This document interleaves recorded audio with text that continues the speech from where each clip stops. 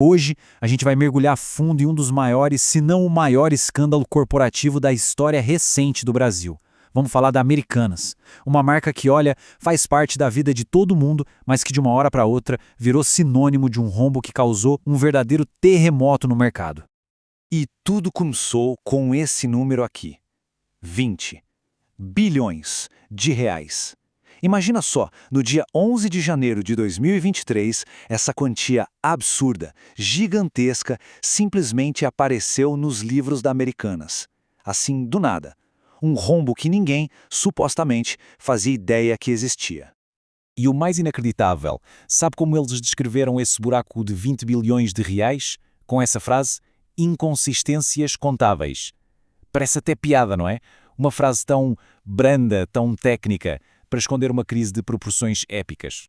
Mas é claro que o mercado não engoliu essa. A reação foi imediata e foi dura. Credores como o banco BTG Pactual, por exemplo, não usaram meias palavras. Foram direto ao ponto, acusando abertamente de fraude.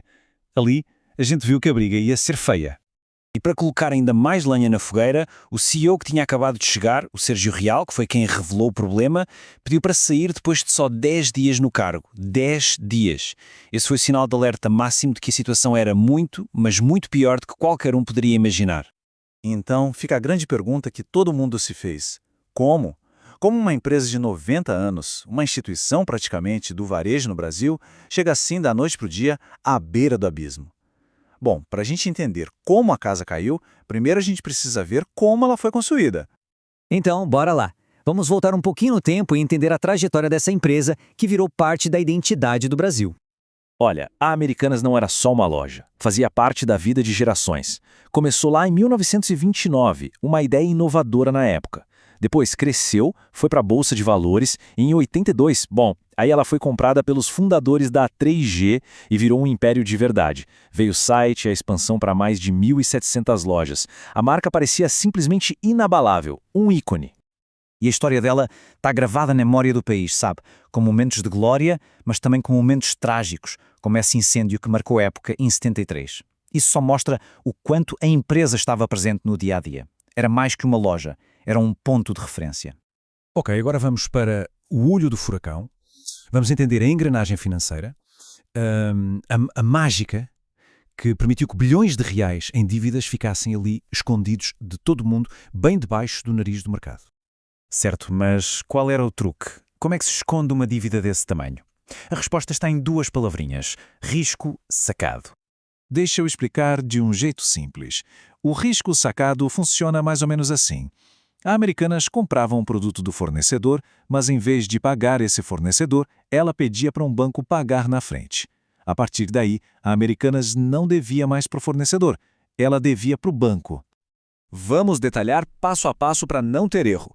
Primeiro, a Americanas fazia a compra. Segundo, um banco ia lá e adiantava o dinheiro para o fornecedor. E terceiro, que é o pulo do gato, a Americanas passava a ter uma dívida com o banco. E não era uma dívida qualquer, era uma dívida com juros. Um empréstimo na prática. E é aqui que a mágica contábil acontece. Olha só, do lado esquerdo é como a dívida aparecia nos balanços, como uma simples dívida com fornecedores. Algo normal, operacional. Mas do lado direito é como ela deveria ter sido registada, como uma dívida financeira. Porquê? Porque tinha juros. Essa pequena, mas crucial diferença escondeu por anos uma bola de neve de bilhões de reais em dívidas. Mas espera aí. Um rombo desse tamanho não aparece da noite por dia e nem acontece sozinho. O que nos leva à pergunta de $1 milhão. Cadê todo o mundo que deveria estar de olho nisso? A reação do mercado quando a notícia saiu foi um pânico total. As ações da Americanas derreteram. Em um único dia, o valor despencou mais de 77%. Toda aquela confiança construída em décadas evaporou. Sumiu. Em questão de horas. E aqui, a gente começa a ver que o buraco é bem mais embaixo. Foi uma falha geral. A PwC, uma das maiores empresas de auditoria do mundo, paga para garantir que os números estão certos. Não viu nada. Os bancos que estavam ganhando dinheiro com a operação de risco sacado também não falaram nada. Os controles da própria empresa, pelo visto, não funcionavam. E para fechar com chave de ouro, a notícia de que diretores venderam milhões em ações um pouco antes da bomba estourar. Uma coincidência bem suspeita, né?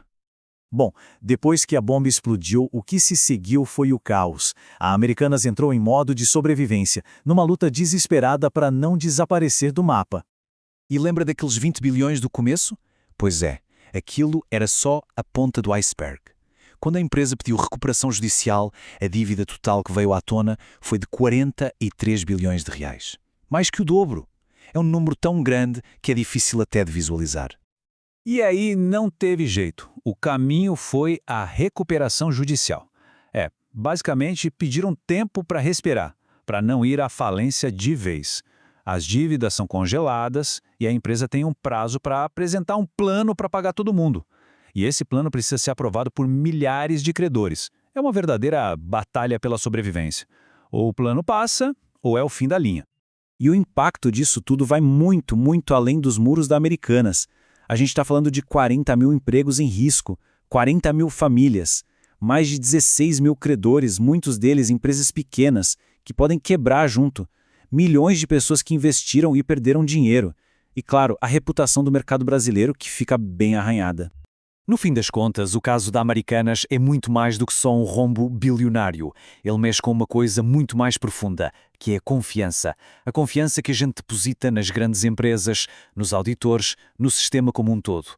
E quando uma marca que fez parte da nossa vida por tanto tempo desmorona desse jeito, a gente se pergunta em quem afinal a gente pode confiar.